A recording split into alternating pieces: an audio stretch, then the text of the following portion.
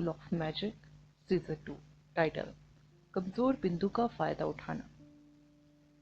पीड़ा की चीख आती है।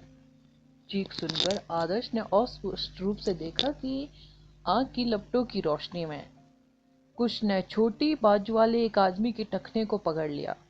वह व्यक्ति विंड मैजिशियन था। उसका विंड एलिमेंट काफी शक्तिशाली था और विसरा हंटर उसे पानी में खींचने के लिए संघर्ष कर रहे थे।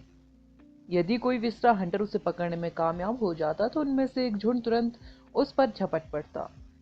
ऐसा होने पर उस व्यक्ति के पास समुद्री डिमनों से मुक्त होने का कोई मौका नहीं होगा, भले ही उसका विंड एलिमेंट कितना भी शक्तिशाली क्यों ना हो। करण! रोहित चिल्लाया। अन्य टीम के नेताओं ने तुरंत रोहित को रोक दिया, जो हेल्प करने की कोशिश कर रहा था। अंकुर ने निर्णायक रूप से कहा, आप उसकी हेल्प नहीं कर सकते, वे आपको भी पानी में खींच लेंगे। अरे हम इन गंदे जीवों के जाल में कैसे फंस गए? रोहित बड़बड़ाया। जैसे ही हर कोई छोटी बाजू वाले आदमी को पानी में घसीटते हुए देख रहा था, आदर्श की आंखों में अचानक एक चांदी की रोशनी चमक उठी। टेलीकिनेसिस ने उस आदमी को घेर लिया और उसे एक मजबूत चांदी के हाथ की तरह पानी से बाहर खींच लिया। वह आदमी समुद्र की सतह के ऊपर मंडरा रहा था, अब पानी में यूं ही डूब रहा था। आदर्श ने घुरघुराहट की और उस आदमी को जबरदस्ती हवा में खींच लिया। डिमनों का खिंचाव इतना मजबूत था कि उन्होंने आदमी के निचले पैरों को फाड़ दिया। हवा में ताजा खून बिखरा हुआ था। अंतड़ियों की तलाश करने वालों को केवल आदमी का निचला पैर ही मिला। वे गुस्सा थे क्योंकि वे आदमी को टुकड़ों में फाड़ने के लिए तैयार थे।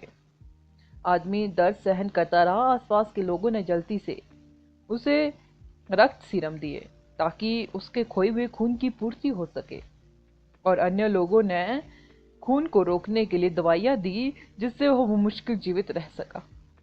Thank you. आदमी को होश आ गया, हालांकि उसका चेहरा बेहद पीला पड़ गया था। यदि हेल्प एक सेकंड बाद आती तो अब तक उसकी अंतड़ियां फट चुकी होती। ये क्रूर हंटर और आंतों को खाकर आनंद लेते थे। एक पैर खोना उस भीषण मौत की तुलना में कुछ भी नहीं था जो कुछ इंच की दूरी पर थी। स्पेस मैजिशियन, आपकी मदद के लिए थैंक यू। रोहित ने आदर्श के लिए एक नए सम्मान की दृष्टि बना ली। आदर्श ने जवाब दिया, जहाज की हर कीमत पर रक्षा करे, इसे डूबने न दे। अब हमें क्या करना चाहिए? हमें ही अब शहर से हेल्प मांगनी होगी, अंकुर ने कहा। विसरा हंटरों ने निश्चित तौर पे उन लोगों को घेर लिया था। आग की लपटों की रोशनी अंततः समाप्त हो गई और उनके आसपास का वातावरण एक बार फिर पूर्ण अंधकार में डूब गया। यह बताना कठिन था कि कितने समुद्री डीमन उन्हें घेरे हुए हैं। वे सुरक्षा से 8 किलोमीटर दूर थे और इस समय गहरे समुद्र में भी। यह मेरी गलती है, मैं सभी से माफी चाहता हूँ। रोहित ने माफी मांगी। बेहद हो गई बात, मैं तुम सबको यहाँ से बाहर ले जाऊंगा, आदर्श ने कहा। हम उनके घेरे को कैसे तोड़ेंगे? क्या आपने नहीं देखा कि हमारे चारों ओर कितनी समुद्री डीमन है? आदर्श ने आगे कुछ नहीं कहा, बस आसमान की ओर देखता रहा। घने बादलों के बीच ब्लैक लाइटनिंग चमकने लगी। कुछ ही सेकंड में लाइटिंग बेचैनी से गड़गड़ाने लगी। जहाज की रक्षा करो, आदर्श ने दूसरों से फिर से कहा। आदर्श ने बादलों की ओर अपनी उंगली उठाई। हवा में अनगिनत लाइटनिंग चमकने लगी, मोटी और शक्तिशाली। आदर्श के ऑर्डर के तहत लाइटनिंग के बोल्ट समुद्र के आकाश के अंधेरे को चीरते हुए पानी पर भयंकर रूप से गिरे। प्रत्येक लाइटनिंग के बोल्ट ने एक विशाल विस्फोट को ट्रिगर किया। एक दर्जन लाइटनिंग के बोल्टों ने एक साथ समुद्र की सतह को नष्ट कर दिया। भारी ऊर्जा पानी में तेजी से फैल गई। विसरा हंटर तुरंत आदर्श की लाइटनिंग की चपेट में आ गए, जिससे 12 गुना नुकसान हुआ। सभी दिशाओं में पीड़ा की चीखें उठने लगी। जहाज के चारों ओर विसरा हंटर आदर्श के विनाशकाली लाइटनिंग तानाशाह के खिलाफ एक मौका नहीं खड़ा कर सके। लाइटनिंग ने तुरंत उन्हें विघटित कर दिया और उनका खून और मांस समुद्री पानी के साथ मिश्रित हो गया। चमकती लाइटनिंग और मांस के जलने की गंध से बचाव दल पूरी तरह से अचंभित रह गया। अनगिनत विसरा हंटर लाइटनिंग गिरने से मर गया। ऐसा लगा जैसे खतरा टल गया हो। तुम किसका इंतजार कर रहे हो, चलो यहां से निकलो, आदर्श ने क्रू पर मेंबरों पर चिल्लाया। अंत में अन्य लोगों ने रिएक्शन किया और जहाज को तेजी से उस क्षेत्र से भागने पर मजबूर कर दिया। वाटर मैजिशियनों ने जहाज को और अधिक स्पीड से आगे बढ़ाने के लिए लहरों में हेरफेर की। लाइटनिंग की चमक बंद नहीं हुई, आसमान से और भी बेहद सारी लाइटनिंग गिरती रही। कुछ इंटरमीडिएट मैजिशियनों ने जो मैजिक किया वो लाइटनिंग की चमक के सामने कुछ भी नहीं था। वे सब आदर्श को ऐसे देख रहे थे जैसे वो कोई डीमन हो। क्या इस आदमी ने अभी अभी लाइटनिंग का स्टार पैटर्न नहीं बनाया?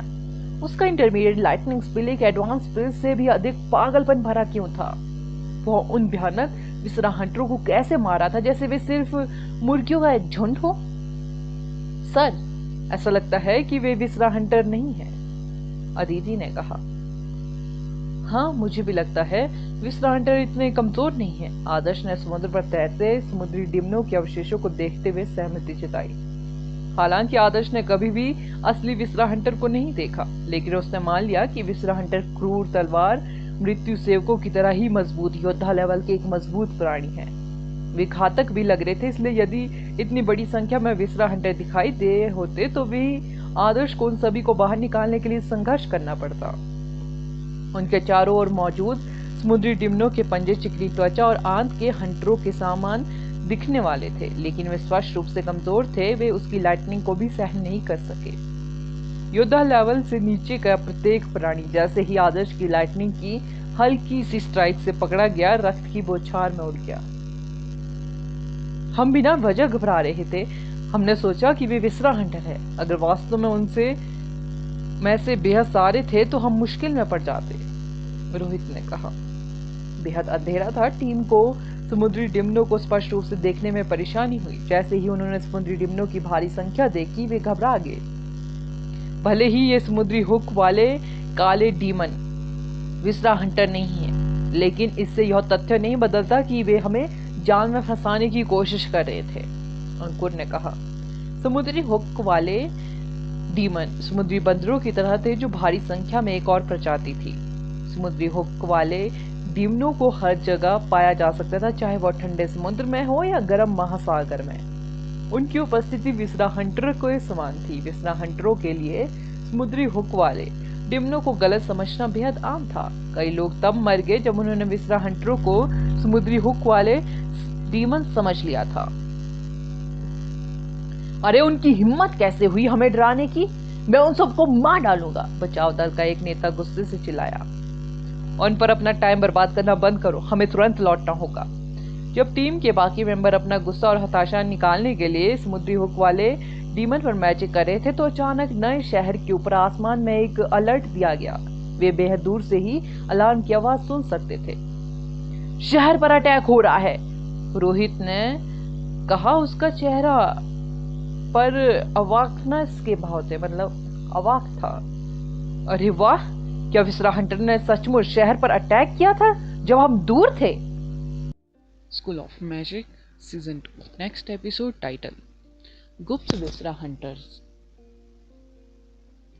नीले पतंगों का एक विशाल समूह शुआग पर्वत के सुदूर दक्षिण क्षेत्र में चक्कर लगा रहा था। कुछ ही देर बाद पतंगे के पंखों वाली एक सुंदर महिला आकाश में दिखाई दी। वह बढ़ते समुद्री पानी को घूर रही थी। हम पर छिपकर अटैक करने की कोशिश कर रहे हो, शीशी ने मुस्कुराते हुए कहा। कई आकृतियां पानी में बेचैनी से घूम रही थी। उनकी क्रूर आंखें पानी में छिपी हुई थी, लेकिन शीशी ने उनकी चाल को तुरंत देख लिया। जाओ, गश्ती दल को अलर्ट भेजो। शीशी ने अपनी उंगली चुटकी में दबाई और एक तेज पतंगे को कहीं से भी मैजिक की तरह बुला दिया। पतंगे में एक विशेष चमक थी जो एक निश्चित दूरी से दिखाई दे रही थी। जल्द ही गश्ती दल वहां आ पहुंचा। समुद्री जल में उपस्थित आकृतियां लगभग उसी समय किनारे पर आकर स्वयं को प्रकट कर रही थी। गश्ती दल घुसपैठियों को अलर्ट किए बिना ही वहां पहुंच गया। गश्ती दल के कैप्टन ने सभी को बताया, ये विसरा हंटर है। ये जीव अपनी लड़ने की क्षमता को प्रभावित किए बिना जमीन पर स्वतंत्र रूप से घूमने में सक्षम है। थोड़ी देर और प्रतीक्षा करो, उन्हें मेरे शैडो जाल में आने दो। मेरा भयावह मकड़ी का जाल भी तैयार है। गश्ती दल के मेंबर्स कानाफूसी कर रहे थे। यह जानने के बाद कि समुद्री डेमन कहाँ अटैक करने वाले हैं, उन्हें खत्म करना बेहद आसान था। पतंगे शुआंग पर्वत के आसपास के क्षेत्र में फैले हुए थे। चमकते हुए पतंगे इस बात का संकेत थे कि उन्होंने घुसपैठियों को देख लिया। शीशी ने गश्ती दल को सूचना दी ताकि वे घुसपैठियों को बाहर निकाल सके। वहां बेहद सारे हैं। शीशी ने अंधेरे में छोटी छोटी चमकती हुई चीजों को देखा। नंदेश पर्वत नए शहर का निर्माण बेहद ही सुचारू रूप से चला रहा था। शुआंग पर्वतों ने समुद्र के स्तर में वृद्धि होने पर बर्फीले ज्वार को नए शहर के आसपास तक पहुंचने से रोक दिया। हालांकि समुद्री ड्यूमनों में बेहद अच्छी स्काउटिंग क्षमता थी। वे इंसानों के बिहेवियर का विश्लेषण भी कर सकते थे। फेनियाओ मुख्यालय शहर दक्षिण चीन सागर के समुद्री युद्ध क्षेत्र में एक इम्पोर्टेंट मानव आधार था। समुद्र तट का एक बड़ा हिस्सा जिसमें अनगिनत शहर और गांव शामिल थे, डूब गए। लोगों को बसने के लिए एक नई जगह की सख्त जरूरत थी, इसलिए इन घृणित समुद्री डिमनों ने मुख्यालय शहर के निर्माण को रोकने के लिए हर संभव कोशिश की। उन्होंने आखिरकार हमलों की अपनी पहली लहर को अंजाम दिया। हमले काफी चालाकी से किए गए थे, क्योंकि 5 गश्ती दल एक जहाज को बचाने के लिए समुद्र में रवाना हुए। यदि पतंगे हर समय अलर्ट नहीं होते तो छापे से स्पष्ट रूप से नंदेश न्यू सिटी को भारी नुकसान होता। निवासियों को सुरक्षा की भावना की सख्त जरूरत थी।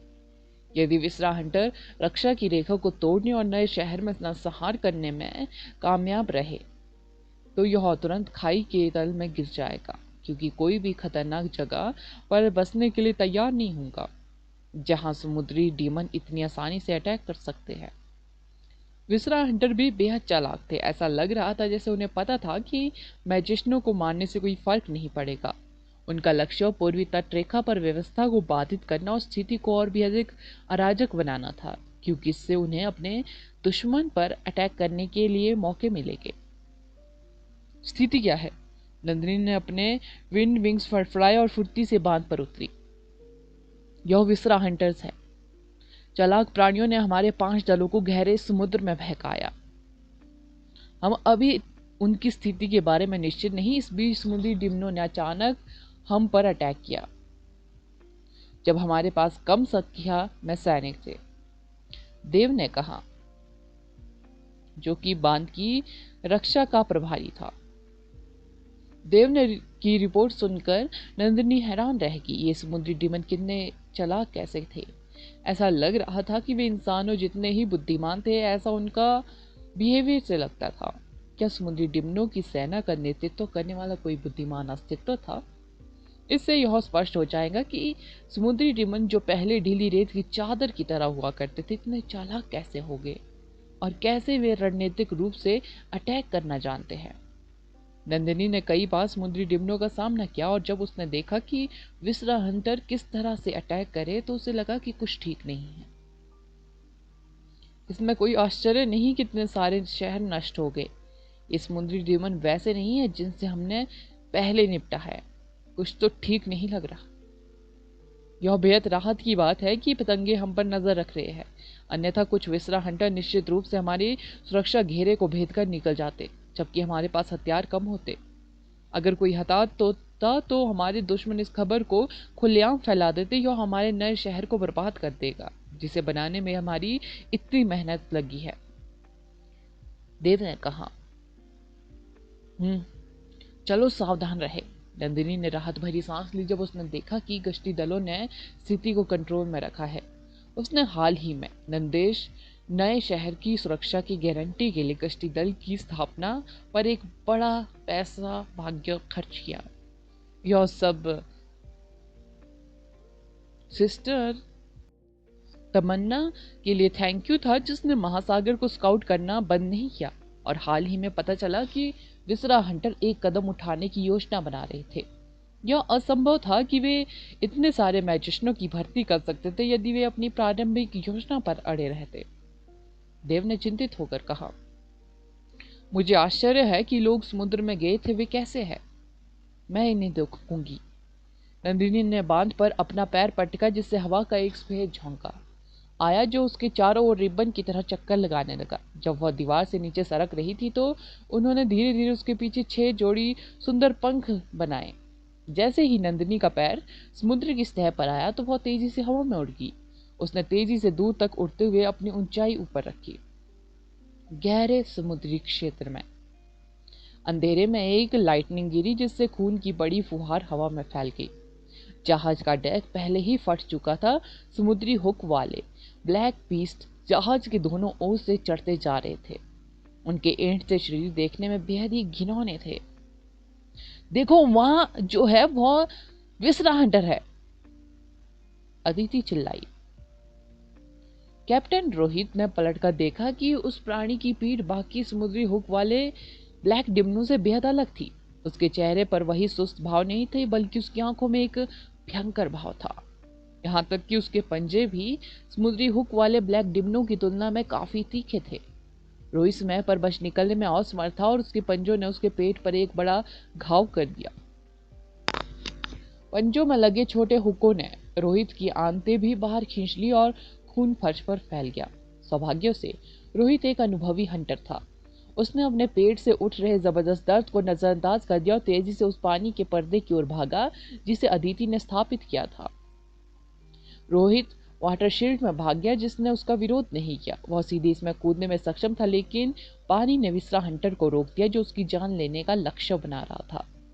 प्राणी बेहद निराश था क्योंकि वह और करीब नहीं आ सका। रोहित खुद को बचाने में कामयाब रहा। उसका दिल जोर से धड़क रहा था। वे सभी सोचते थे कि जहाज के चारों ओर मौजूद समुद्री डीमन केवल कमजोर समुद्री हुक वाले ब्लैक डीमन थे। उन्हें आश्चर्य हुआ कि उनके बीच में कुछ विसरा हंटर छिपे हुए थे। ये जीव उन्हें समुद्र के तल पर खींचकर हमेशा के लिए यहाँ रखने की कोशिश कर रहे थे। धैर्य रखें, हम लगभग मध्यवर्ती क्षेत्र में पहुंच चुके हैं। आदर्श ने घायल की ओर देखा। वह एक बेहतर योजना के साथ आने के लिए संघर्ष कर रहा था। समुद्री जल उसके लिए बेहद अधिक प्रतिबंधक था। वह अपने शैडो एलिमेंट, फायर एलिमेंट या यहाँ तक कि अपने समनिंग एलिमेंट का यूज करने में असमर्थ था। अन्यथा इन विसरा हंटरों के पास उस पर घात लगाने का कोई तरीका नहीं। आदर्श केवल उन समुद्री डिमनों को खत्म कर सकता था जो जहाज के रास्ते को अवरुद्ध कर रहे थे जितनी जल्दी हो सके, और समुद्री डिमनों को छोड़ दे जो पक्षों और पीछे से अटैक कर रहे थे। पिछले कल बैटरी बेहद ही ज़्यादा कम थी। मैंने एक एपिसोड रिकॉर्ड किया तो साथ में मैंने चार्जिंग भी लगा रखी थी, तो उसकी आवाज़ आप आज सुन लेना। उसमें अलग आवाज़ आती है, मतलब वो डिस्टर्ब करने वाली काफ़ी। तो इसलिए मैंने सोचा आज सुना दूंगी। पिछले कल के एपिसोड से आज के तो शाम को ही आएंगे। खतरा टल गया। नेक्स्ट एपिसोड टाइटल खतरा टल गया। बर्फीली हवा उनके चेहरों को छू रही थी। अंधेरे से एक ठंडी धुंध उतरी और समुद्र की सतह को छूते ही समुद्री पानी को जमा दिया। यह सिर्फ बर्फ की एक पतली परत नहीं थी, यह चट्टान की तरह मजबूत और इतनी मोटी थी कि समुद्री हुक वाले ब्लैक डीमन इसे भेद नहीं सकते थे। बर्फ ने काफी दूरी तय कर ली जिससे समुद्री हुक वाले ब्लैक डीमन मोटी बर्फ के नीचे फंस गए। हालांकि जिस डायरेक्शन में जहाज चल रहा था उसे वैसे ही छोड़ दिया गया जिससे जहाज आगे बढ़ता रहा। नंदू! आदर्श को तुरंत पता चल गया कि वह कौन था जब उसने बर्फ देखी। नंदिनी का इस निर्वाण डोमेन डीमन प्राणियों के बड़े समूहों के खिलाफ बेहद प्रभावी था। जमे हुए समुद्र ने समुद्री हुक वाले ब्लैक डिमनों की गतिविधियों को बाधित किया जिससे सभी के कंधों से एक बड़ा बोझ हट गया। मेरे पीछे आओ। नंदिनी जहाज को आगे बढ़ाते हुए हवा में ही रही। बर्फ के नीचे कुछ विसरा हंटरों को यह एहसास हो गया कि नंदिनी उनकी योजना के लिए कितना बड़ा खतरा थी। वे जल्दी से नंदिनी के उड़ान पथ में चले गए और अचानक बर्फ को तोड़ते हुए हवा में उछल गए। केवल विसरा हंटर ही नंदिनी की आइस को तोड़ने में सक्षम थे। वे हवा में उछले और नंदिनी को घेर लिया, उसे तुरंत बाहर निकालने की कोशिश की। नंदिनी ने विसरा हंटर्स की ओर देखा तक नहीं, उसने समुद्र की सतह को जमा देने के लिए अपने क्षेत्र की शक्ति का प्रयोग जारी रखा। जब चारों विसरा हंटर्स उससे लगभग 10 मीटर दूर थे तो हर मीटर आगे बढ़ने के साथ उनके शरीर जमने लगे। विसरा हंटर अंततः उससे 5 मीटर की दूरी पर पहुंच गए, लेकिन वे सभी पूरी तरह से जम चुके थे। वे सीधे समुद्र के ऊपर बर्फ की परत पर गिर गए। टूटने की आवाज आती है। चारों विसरा हंटर्स बर्फ के खूनी टुकड़ों में टूट गए। नंदिनी का पीछा कर रहे बाकी विसरा हंटर्स ने तुरंत यह विचार छोड़ दिया कि इससे निश्चित रूप से उनकी मौत हो जाएगी। मैं पीछे नजर रखूंगा, आदर्श चिल्लाया।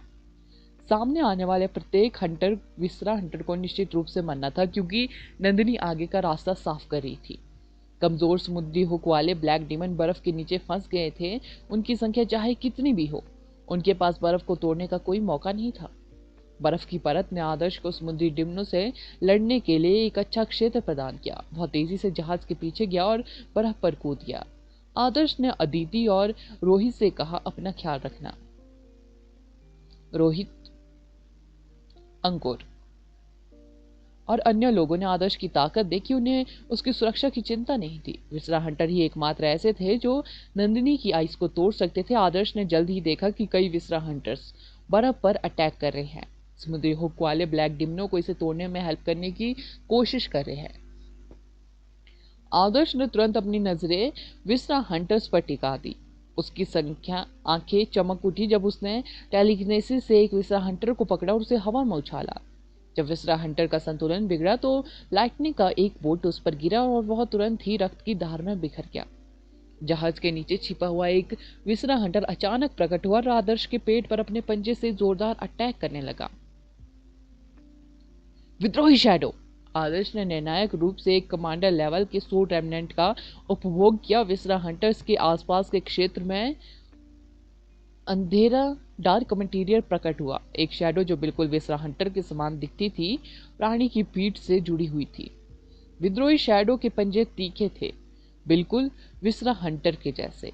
इससे पहले कि वह समझ पाता कि क्या हुआ, उसने विसरा हंटर का गला फाड़ दिया। जैसे ही विसरा हंटर ऊपर कूदा, उसका खून हवा में बिखर गया। यह देखकर अंकुर की आंखें चौड़ी होगी।